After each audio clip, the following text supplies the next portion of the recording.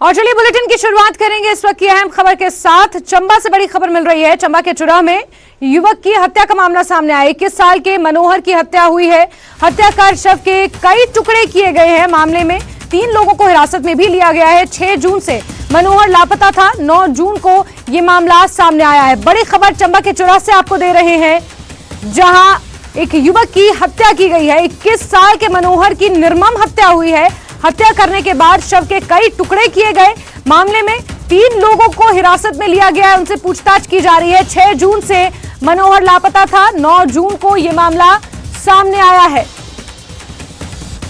तो चंबा के चुराह से बड़ी खबर आपको दे रहे हैं, जहां 21 साल के युवक की निर्मम हत्या की गई है। हत्या करने के बाद शव के कई टुकड़े किए हैं। 6 जून को यह मामला सामने आया था। आपको बता दें, 6 जून से मनोहर लापता था और 9 जून को उसकी हत्या का पता चला था। 3 लोगों को हिरासत में लिया गया है। उनसे पूछताछ जारी है।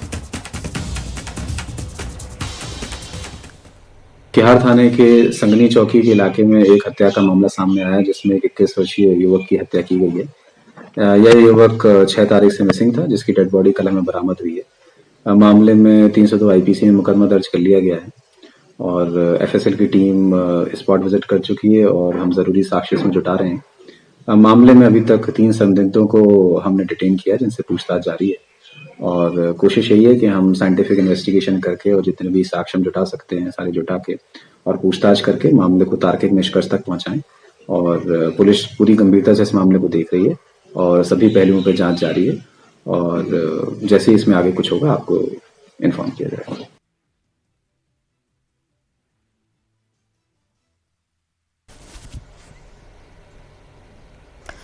और चलिए सीधे रुख करेंगे हमारे सहयोगी विचित्र का। इसी खबर पर ज्यादा जानकारियों के साथ सीधे हमसे जुड़ गए हैं।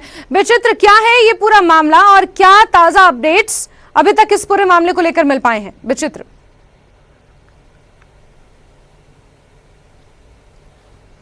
देखिए जैस्मिन, अगर हम लोग देवभूमि के लिहाज से भी इस मामले को देखें तो शायद ये अपने आप में एक ऐतिहासिक मामला हुआ, जो इस तरह से किसी युवक की जो हत्या तो की गई है, लेकिन हत्या के बाद जो है शव के इतने टुकड़े किए गए हैं। कहा तो ये जा रहा है कि शव के जो है वो 8 टुकड़े किए हैं, लेकिन कितने टुकड़े हैं कितने नहीं है उस तरह से पुलिस ने अभी उसका खुलासा नहीं किया है। लेकिन हाँ, शव जो है वो टुकड़ों में है, टुकड़ों में मिला है, ये बिल्कुल पुख्ता जानकारी है। और ये जो मामला है, ये आकांक्षी जिला चंबा का जो चुराह विधानसभा क्षेत्र है, उसका जो तिहाड़ पुलिस स्टेशन है, उसके तहत आने वाली एक पुलिस चौकी है संघनी, वहीं पर यह हत्या का मामला दर्ज हुआ है जैस्मिन। और ये बताया जा रहा है कि एक तो ये बहुत संवेदनशील मामला है, दूसरा ये कि ये 2 समुदायों के बीच का मामला ये बताया जा रहा है। जो युवक है 21 साल का मनोहर, ये जो है ये समुदाय बहुल का युवक बताया जा रहा है, जबकि जिन पर आरोप लग रहा है, जो आरोपी कुनबा है, वो जो है वो अल्प समुदायों से ताल्लुक रखते हैं। ऐसी अभी फिलहाल की जो जानकारी जो है वो सामने आई है।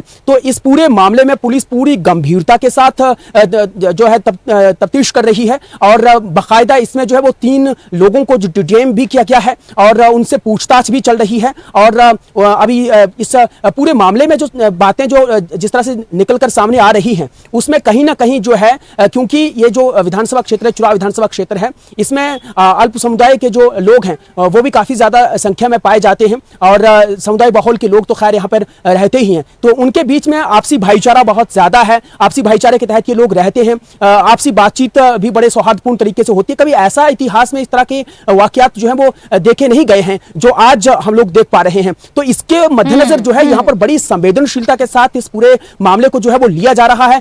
पुलिस ने जब से ये मामला सामने आया है, क्योंकि अभी जैसे अभिषेक यादव बता रहे थे कि 6 जून को ये युवक जो था वो लापता हो गया था और 9 जून को ये मामला जो है वो सामने आया है। और ये मामला तब सामने आया है जैस्मिन, जब लोग इस जो शव था उसको एक बोरे में बंद करके जो है वो एक पत्थर के नीचे दबा दिया गया था।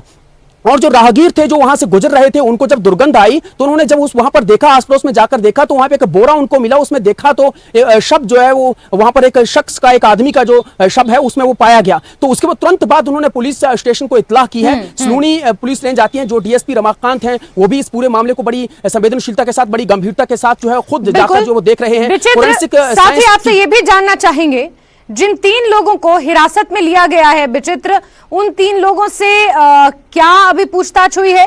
क्या पूछताछ में सामने आया है, किस किस एंगल से पुलिस पूछताछ कर रही है और क्या मनोहर के घर वालों से बातचीत हो पाई है, आपसी रंजिश या फिर किसी और मंशा के साथ इस हत्या को अंजाम दिया गया हो। विचित्र। देखिए, अगर तो क्षेत्रीय स्तर पर देखा जाए, अगर उस ग्राउंड जीरो पर जाकर देखा जाए तो वहां पर मामला या वाकयात जो वो बिल्कुल हटकर है, क्योंकि ये पूरा मामला संवेदनशील है, हम पहले ही कह चुके हैं। ऐसे में जो पीड़ित पक्ष है, उनकी जो मां का जो बयान सामने आया है, वो तो आरोपी को जो है सीधे फांसी की मांग कर रही है। इनफैक्ट जो समुदाय बहुल के जो लोग हैं, कुछ मंच है, कुछ संगठन है, वो लोग भी जो है इस पूरे मामले में जो है अभी भी कई सवाल उठा रहे हैं कि ना तो अभी तक पीड़ित पक्ष को किसी तरह का मुआवजा मिला है, ना तो वो पुलिस की कार्रवाई से अब तक संतुष्ट है, क्योंकि उन्होंने तो यह भी सवाल उठाया है कि अभी जिन लोगों को जो है डिटेन किया है पुलिस ने, वो सब माइनर हैं और कहीं ना कहीं इस मामले को जो है वो दबाने की कोशिश हो रही है। लेकिन हम ये नहीं कह सकते ये कैसा मामला है, किस तरह का मामला, ये उनके अपनी आपस की बात है। लेकिन सवाल जरूर इस तरह से उस क्षेत्र स्तर पर जो है क्षेत्रीय स्तर पर उठ रहे हैं, क्योंकि इस तरह का अपने आप में यह बड़ा मामला जो है बड़ा बहुत ही दुर्लभ और बड़ा ही ये कह सकते हैं, क्योंकि इस तरह से मामले पहले देवभूमि में हुए नहीं हैं। बेहद संवेदनशील ये मामला है और जिस तरीके से इस हत्या को अंजाम दिया गया है वो अपने आप में चौंकाने वाला है, इस लिहाज से कि हिमाचल प्रदेश देवभूमि में इस तरीके की निर्मम हत्याओं की घटना इतिहास में शायद ही इक्का दुक्का होंगी। विचित्र नजर आप बना के रखें। बहुत शुक्रिया तमाम अपडेट्स के लिए।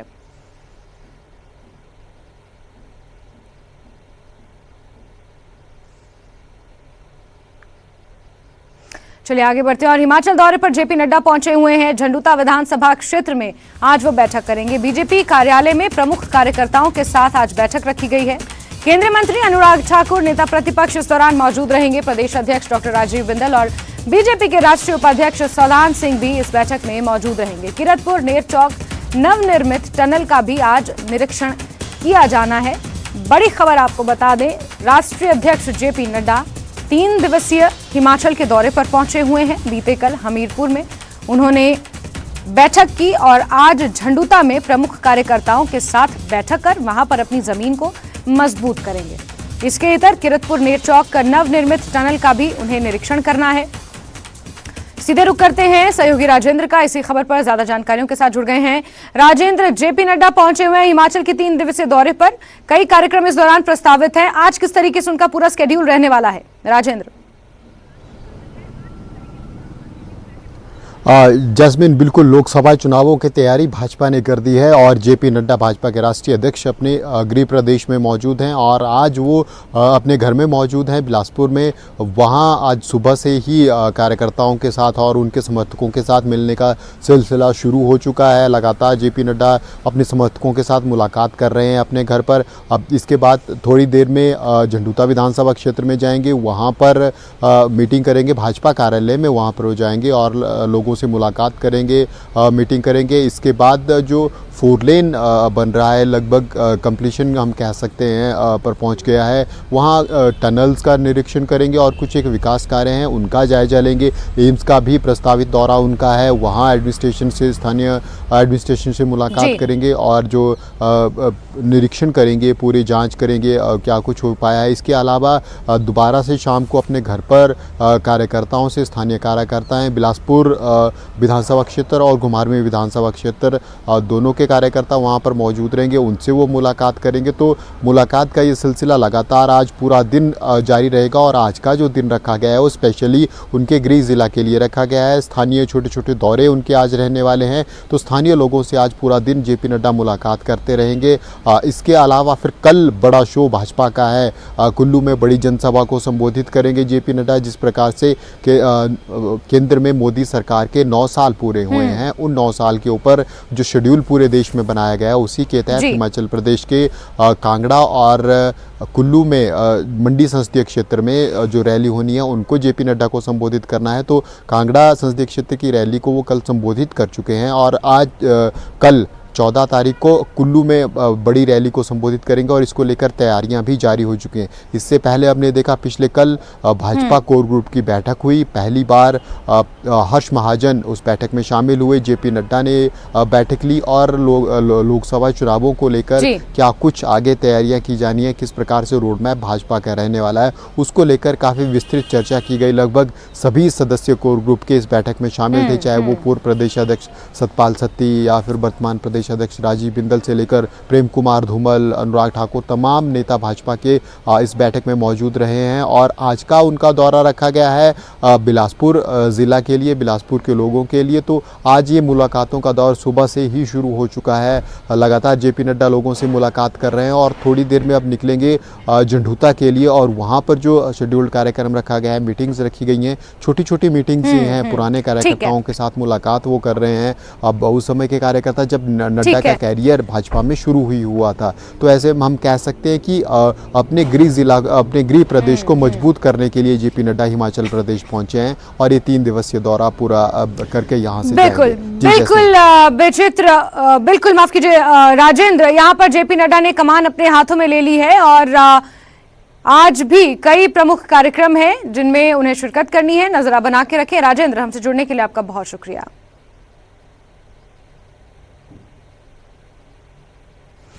बीजेपी के राष्ट्रीय अध्यक्ष जेपी नड्डा ने सोमवार को जसूर की जनसभा से कांग्रेस पर जमकर हमला बोला। उन्होंने कहा कि कांग्रेस मां, बेटा और बेटी की पार्टी बनकर रह गई है। बीजेपी छोड़कर करीब करीब सभी पार्टियां परिवार की पार्टी बन चुकी हैं। हर राज्य में परिवार की पार्टियां मौजूद हैं, जबकि बीजेपी आम लोगों की पार्टी है और एकमात्र ऐसी पार्टी जो अपनी विचारधारा पर चलती है। कोई पार्टी नहीं रह गई जहां साधारण कार्यकर्ता भारत का प्रधानमंत्री बन सकता है। कोई पार्टी नहीं रह गई जहां मुझ जैसा साधारण कार्यकर्ता भारतीय जनता पार्टी का राष्ट्रीय अध्यक्ष बन सकता है। कोई ऐसी पार्टी नहीं रह गई जहां साधारण परिवार से आने वाला जयराम ठाकुर मुख्यमंत्री बन सकता।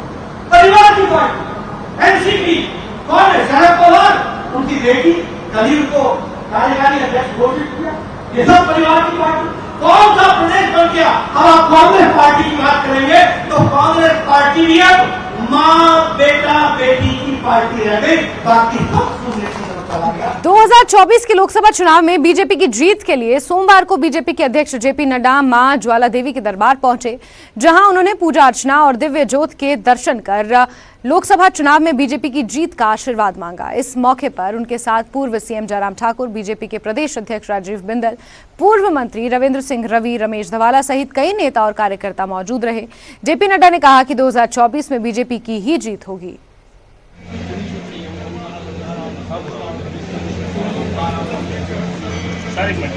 हम सब जानते हैं कि माँ का आशीर्वाद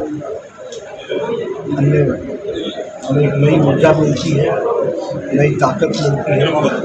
ताकि हम अपने साथियों के साथ, पार्टी के कार्यकर्ताओं के साथ विश्व कल्याण और भारत देश का विकास मोदी जी के नेतृत्व में करने में सफल हों, इस बात की हमने प्रार्थना की।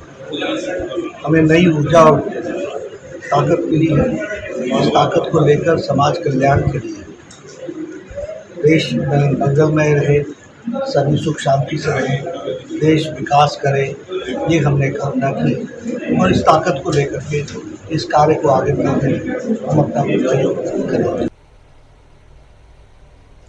कांग्रेस पर जेपी नड्डा के वार पर कैबिनेट मंत्री विक्रमादित्य सिंह ने पलटवार किया है। विक्रमादित्य सिंह ने कहा कि कांग्रेस पर इस तरह की टिप्पणी करना उनकी मजबूरी है। मजबूरियां हैं, उनकी मजबूरियां हैं कि उनको इस तरीके की बयानबाजी करनी है। बहुत बड़े नेता हैं, इसलिए मैं उनके ऊपर कोई जो है वो टिक्का टिप्पणी नहीं करना चाहता हूं। और वो आए हैं लोकसभा में, हिमाचल के को मद्देनज़र रखते हुए चुनावी रैलियां कर रहे हैं, मगर मुझे लगता है कि उनको अपने कुनबे पर ज़्यादा ध्यान देना चाहिए। जिस तरीके से जो अंतरकला से भाजपा गुजर रही है आज के दौर में, उस चीज़ पर ध्यान रखना चाहिए। बाकी जहाँ तक कांग्रेस पार्टी की बात है, चाहे हमारे मुख्यमंत्री जी है, चाहे हमारी पार्टी अध्यक्षा है, और खबरों का सिलसिला जारी है, लेकिन वक्त एक छोटे से ब्रेक का।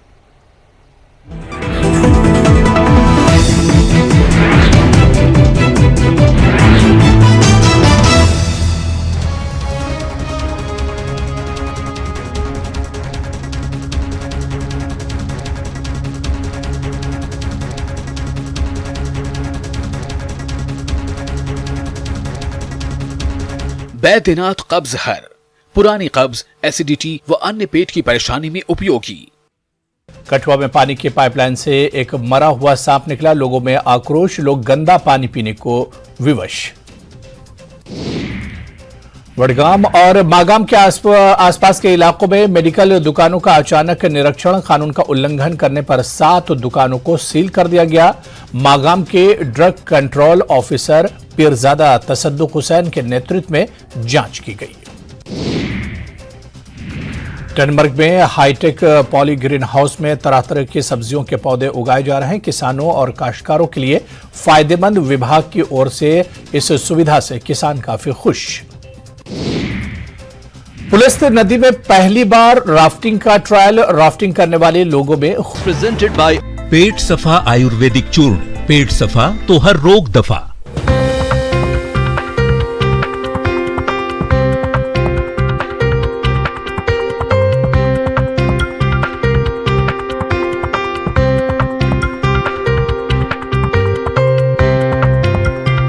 हेडलाइंस प्रेजेंटेड बाय पेट सफा आयुर्वेदिक चूर्ण, पेट सफा तो हर रोग दफा।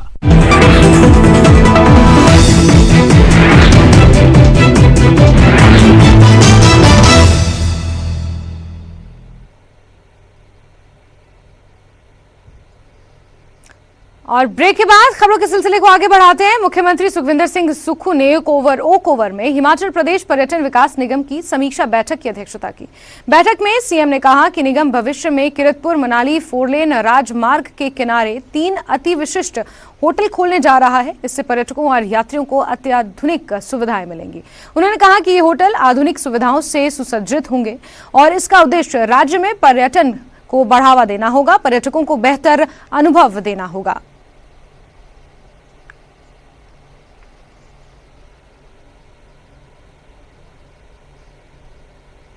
कांग्रेस के प्रदेश अध्यक्षा और सांसद प्रतिभा सिंह ने कुल्लू में दिशा कमेटी की बैठक की अध्यक्षता की। जिला परिषद भवन में सभागार में हुई इस बैठक में जिले के सभी आला अधिकारी शामिल हुए। सांसद ने अधिकारियों को विकास योजनाओं को जल्द से जल्द पूरा करने के निर्देश दिए। बैठक के बाद प्रतिभा सिंह ने कहा कि वो लोकसभा के अगले सत्र में भू जोत टनल और जड़ोली जोत टनल का मुद्दा फिर से उठाएंगी।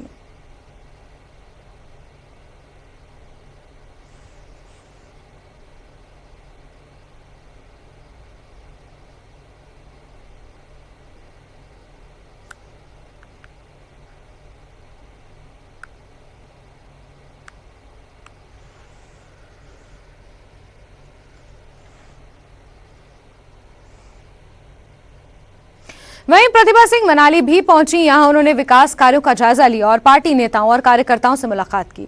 उन्होंने कहा कि कांग्रेस 2024 के लोकसभा चुनाव में जुट गई है और इस बार हिमाचल की तरह केंद्र में भी बदलाव होगा। देखिए, अब 2024 में हमारा लोकसभा का चुनाव आने वाला है। इसके लिए हम पूरी तैयारी से चुनाव के मैदान में उतरेंगे, क्योंकि कई ऐसे मुद्दे हैं जिस पर हमें लगता है कि लोगों के इश्यूज उठाने, लोगों की समस्याओं को हम उसका समाधान करना है, वो हम समय पर लोगों के बीच में जाकर कर रहे हैं और लोगों को विजिट भी कर रहे हैं। पिछली मर्तबा जो लोगों ने मेरा सहयोग दिया, मेरे को वोट दिए, मुझे एमपी बनाया, उनका भी मैं इस टूर के माध्यम से धन्यवाद कर रही हूँ। और आने वाले चुनाव की भी बात कर रही हूँ कि अब 24 में भी चुनाव आने वाला है, उसमें मुझे आपका सहयोग चाहिए ताकि हम इसमें कामयाबी हासिल करें। ठीक है, वो भी अपना काम कर रहे हैं, हमें भी अपने स्तर पर हमें। नेता प्रतिपक्ष के वार पर कैबिनेट मंत्री विक्रमादित्य सिंह ने तल्ख पलटवार किया है। विक्रमादित्य सिंह ने पूर्व सीएम जयराम ठाकुर को फ्रस्ट्रेटेड मैन बताया है और उनके बयान की तुलना सड़क छाप नेता से की है। आपको बता दें कि नेता प्रतिपक्ष ने सुक्खू सरकार के 6 महीना पूरे होने पर बयान दिया था और उन्होंने सरकार की कार्यशैली पर सवाल उठाए थे। जयराम जी का मैं वैसे तो बहुत मान सम्मान करता हूँ, but I think he is a frustrated man of late. जिस तरीके से वो बयानबाजी कर रहे हैं, it does not behove a person who has remained chief minister of the state for the previous 5 years to speak in the language that he is speaking in. इस तरीके की भाषा अगर कोई सड़क छाप नेता करे तो मैं मान सकता हूँ। जो एक बार प्रदेश का मुख्यमंत्री रहा है वो इस तरीके की भाषा का प्रयोग करें, मैं समझता हूँ कि वो ठीक नहीं है। उनको मानना चाहिए कि प्रदेश में कांग्रेस पार्टी की सरकार बन चुकी है, तो इस तरीके की बयानबाजी उनको नहीं करनी चाहिए। और अभी समय तो केवल 6 महीने सरकार को हुए, अभी आगे आगे आप देखें क्या होता है। प्रदेश में हम अपने सभी वचनों पे खरा भी उतरेंगे और उससे आगे बढ़कर प्रदेश की जनता के जो भी उनकी महत्वाकांक्षाएं हैं, उनकी अभिलाषाएं हैं, एक्सपेक्टेशंस है, उस पर नालागढ़ में कोरोना काल में आउटसोर्स पर नियुक्त हुए स्वास्थ्य कर्मियों को अब अपने भविष्य की चिंता सताने लगी है, जिसे लेकर कर्मचारियों ने स्वास्थ्य मंत्री डॉक्टर धनीराम शांडिल से मिलकर गुहार लगाई है। आउटसोर्स कर्मचारियों का कॉन्ट्रैक्ट 30 जून को खत्म हो रहा है और उन्हें पिछले 3 महीने का वेतन भी नहीं मिला है। कर्मचारियों की गुहार पर स्वास्थ्य मंत्री ने उन्हें जल्द ही सैलरी मिलने का आश्वासन दिया है। साथ ही उनका अनुबंध बढ़ाने पर विचार करने की बात भी कही है।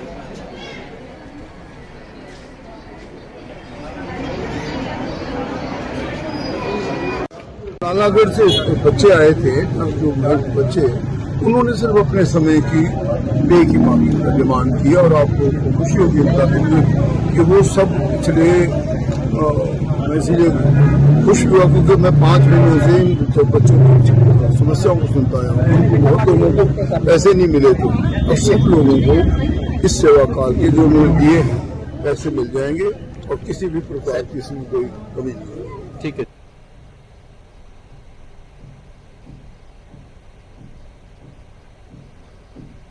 चलिए आगे बढ़ते हैं। पूर्व सांसद महेश्वर सिंह ने कुल्लू के बाराहार पंचायत में 2 महीने से सड़क सुविधा बाधित होने को लेकर सवाल खड़े किए हैं। उन्होंने कहा कि डंगा गिरने के चलते सड़क सुविधा बाधित है और लोग परेशान हैं। ऊपर से शिकायत करने पर अधिकारी लोगों को बेतुका जवाब दे रहे हैं, जिसे बर्दाश्त नहीं किया जाएगा। अगर जल्द लोगों की परेशानी दूर नहीं हुई तो सड़क पर उतरकर विरोध प्रदर्शन भी हो सकता है। ये लोग बाराहार से आए हैं, जिसमें लोट, चरमाली इत्यादि गांव पड़ते हैं। रिमोटेस्ट कॉर्नर है और लहसुन की खेती वहां पर तैयार है और अखमानी वगैरह सड़ गई क्योंकि इनकी सड़क में एक डंगा था, वो 2 महीने पहले टूट गया। सड़क इनकी पक्की है। बावजूद इसके बार बार प्रशासन को कहा, HRTC तो तब बस चलाएगी अगर रास्ता है, तो रास्ता ही नहीं, वो डंगा ही नहीं बना। और फिर एक दिन मैंने PWD को भी कहा, प्रशासन को भी, इन्होंने एप्लीकेशन दी 1 तारीख को, फिर भी कुछ नहीं हुआ। तो आज ही आए, फिर मेरे को कहा कि आप चलो, तो इसलिए आया हूँ कि इस प्रकार की ढुलमुल नीति नहीं चलेगी। लोगों के पेट की रोटी रोजी का सवाल है। कितनी मेहनत से लहसुन पैदा किया है, कितनी मेहनत से वो जो अखमानी वगैरह, आड़ू वगैरह सड़ गए, वो पैदा किए और सरकार ने सड़क पूर्ण कर दी। ये मेरे ही समय में सड़क पूर्ण हुई है और पक्की भी हो गई। बिलासपुर के भराड़ी में एक सरकारी स्कूल के प्रिंसिपल ने अपनी भाभी की गला रेत कर हत्या कर दी। मामला 100 डंगार गांव का है। वारदात के वक्त 55 साल की रोशनी देवी भैंस का दूध निकाल रही थी। उसी वक्त आरोपी प्रिंसिपल ने पीछे से आकर उस पर दराज से हमला कर दिया, जिससे उनकी मौत हो गई। आरोपी तरवड़ा सीनियर सेकेंडरी स्कूल में प्रिंसिपल है, जिसे पुलिस ने गिरफ्तार कर लिया है, मगर हत्या की वजह अभी तक सामने नहीं आ पाई है।